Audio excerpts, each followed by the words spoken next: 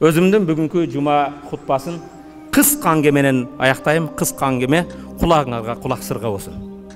Ал кыска аңгеме ушундай. Кыска окуя. Ушундай хутбаны баянды уккандан кийин бир бенде айтыптыр.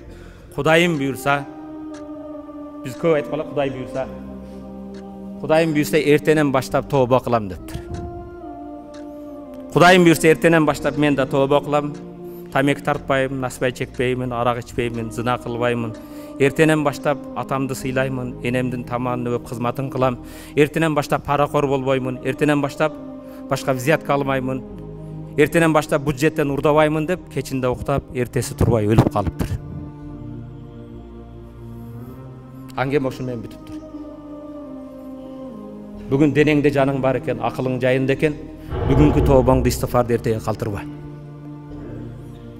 Эрте эмне болорун билбейсиң. Балким бир көз ирмектен кийин эмне болорубузду билбейбиз. Пайгамбарыбыз саллаллаху алейхи ва саллям кулли ибн адам хаттаун ва хайрул хаттаин тавабун.